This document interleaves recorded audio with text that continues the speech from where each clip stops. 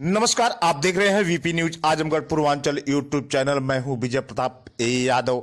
आइए हम आपको ले चलते हैं खबरों की दुनिया में। उसके पहले आप चैनल को सब्सक्राइब करना ना भूलें ताकि मेरी खबर सबसे पहले आपको मिले। धन्यवाद।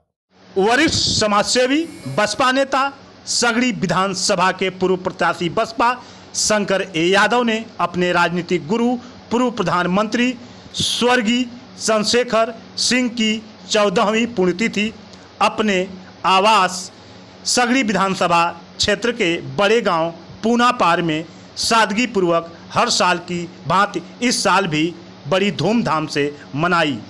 शंकर यादव ने सर्वप्रथम स्वर्गीय चंद्रशेखर सिंह जी के चित्र पर पुष्प अर्पित करते हुए दीप प्रज्वलन कर विनम्र श्रद्धांजलि दी और उनके जीवन पर प्रकाश डाला। आपको बता दें कि शंकर यादव ने कहा कि पूर्व प्रधानमंत्री स्वर्गीय चंद्रशेखर सिंह जी प्रख्यात राजनेता, जननायक, प्रखर वक्ता, नेताओं के नेता, समाजवादी चिंतक एवं युवाओं के लिए प्रेरणा स्रोत पूर्व प्रधानमंत्री स्वर्गीय चंद्रशेखर सिंह जी थे। उन्होंने जो लोग 40 वर्ष में नहीं कर पाए, अपने 4 माह के कार्यकाल में कर दिखाए, जिसकी चर्चा पूरे देश में रहती है। उन्होंने बहुत कुछ समाज के लिए किया। उनके साथ इस मौके पर पूर्व प्रधान अंगद यादव, विजय प्रताप यादव, पूर्व फौजी त्रिलोकी यादव, वर्तमान प्रधान जितेंद्र पासवान, सौरभ यादव के साथ साथ दर्जनों की संख्या में लोग मौजूद रहे। वहीं पर आइए हम बात करते हैं क्या कुछ कहते हैं शंकर यादव अपने राजनीतिक गुरु स्वर्गीय चंद्रशेखर सिंह जी पूर्व प्रधानमंत्री जी के बारे में। आइए हम बात करते हैं शंकर यादव से। पूर्व प्रधानमंत्री चंद्रशेखर जी की पुण्यतिथि है। आप उनके साथ काफ़ी लंबे समय से रहे भी हैं और राजनीतिकों का कहना है कि आप उनके राजनीतिक शिष्य भी हैं। तो आज अपने आवास पर उनकी पुण्यतिथि मना रहे हैं, इस पर आपका क्या कहना है? देखिए, चंद्रशेखर जी का आज जो है 15वीं पुण्यतिथि है और चंद्रशेखर जी एक ऐसा व्यक्तित्व का नाम है कि जिन्होंने गांव की पगडंडियों से होते हुए देश के सर्वोच्च स्थान पहुंचे थे और गांव के स्कूल से, प्राइमरी के स्कूल से लेके मिडिल स्कूल से लेके और मतलब टोटल उनकी पढ़ाई लिखाई ग्रामीण परिवेश में हुआ। और बहुत ही राजा रजवाड़े के बेटा नहीं थे, मध्यम वर्ग के किसान के बेटे थे और उनके अंदर समाजवाद कूट कूट के भरा हुआ था।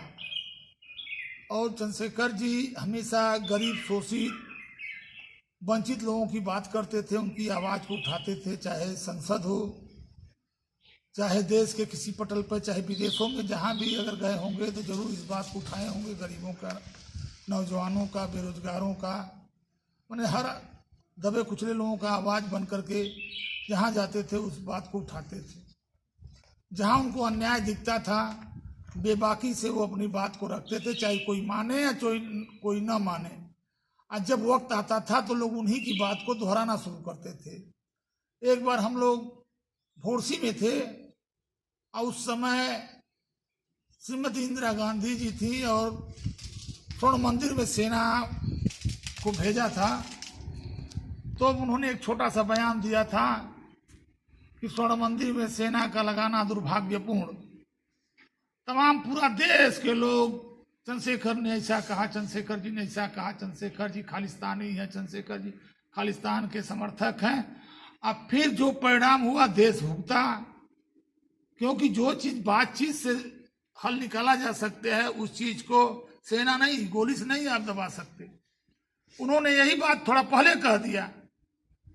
अगर बाद में कहते तो लोग मानते, लेकिन बाद में स्वीकार लोगों ने किया कि नहीं, जो चंद्रशेखर जी ने कहा था वो सही बात थी, सेना नहीं लगाना चाहिए था, बातचीत से समस्या का समाधान करना चाहिए था। खाड़ी संकट था, उस समय भी उन्होंने बेबाकी से कहा। राम जन्मभूमि मस्जिद का मामला था, उसको उन्होंने सल्टाने के रास्ते पर ले गए थे, लेकिन कुछ लोगों को नहीं दिक्कत हो महसूस होने लगी कि अगर समस्या समाधान हो जाएगा तो फिर हमारी राजनीतिक रोटियां बंद हो जाएंगी।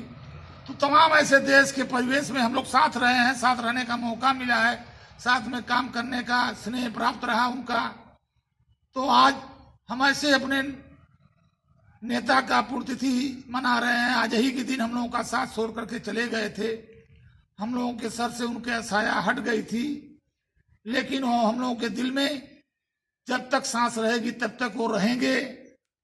चाहे वो जन्मदिन हो, आज पुण्यतिथि है, इस दिन पर उनका पूजा करके उनका मान सम्मान बढ़ाते हैं, याद करते हैं और अश्रु के साथ मनाते हैं। क्योंकि हम लोग जब उनके साथ रहे, जब तक रहे, हम लोग को कोई बड़ा नेता नजर नहीं आता था। क्योंकि जब चंद्रशेखर जी घोड़सी में रहते थे तो एक से एक नेता वहां आते थे उनके यहाँ राय लेने के लिए। चाहे अटल जी हों, जब जरूरत पड़ती थी वो भी आते थे।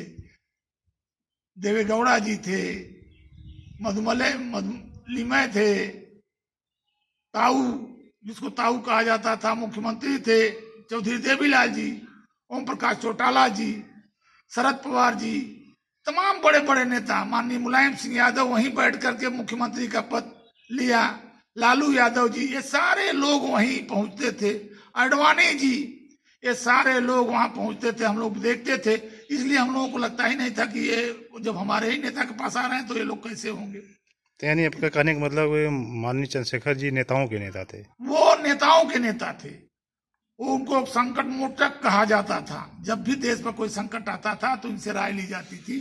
हो सकता है उनकी राय किसी को बुरी लगती रही होगी, कुछ लोगों को अच्छा लगता था, लेकिन वो नेताओं, मुझे यह कहने में गर्व महसूस होता है कि वो देश में इकलौते नेता थे जो नेताओं के नेता थे और लोग स्वीकार करते थे। जब संसद में खड़े होते थे तो पूरा संसद भवन जो है खामोश रहता था, कोई हल्ला नहीं, सारे लोग उनकी बातों को सुनते थे।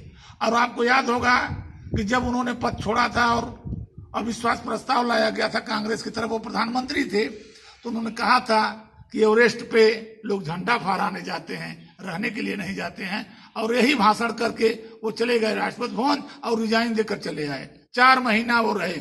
उसको कहा जाता है 40 साल बनाम 4 महीना। 4 महीना में उन्होंने जो देश को रास्ता दिखाया, आज उस रास्ता को एक बार आपको याद होगा, मैं मीडिया के माध्यम से कहना चाहूंगा कि नरसिम्हा राव को भी कहना पड़ा कि चंद्रशेखर फार्मूला इस देश में लागू करना चाहिए। अब क्या फार्मूला था वो सब लोग जानते हैं। देश प्रगति के रास्ते पर जा सकता है, ऐसा नहीं है कि नहीं जा सकता, स्वावलंबी बन सकता है। हमारे यहाँ आज हम दूसरे देशों पर निर्भर हैं। कहा जाता है कि स्वावलंबन की ओर हमारा देश बढ़ रहा है। हम दूसरे देशों का जूठन बटोर करके हम अपने को स्वावलंबी बनते हैं।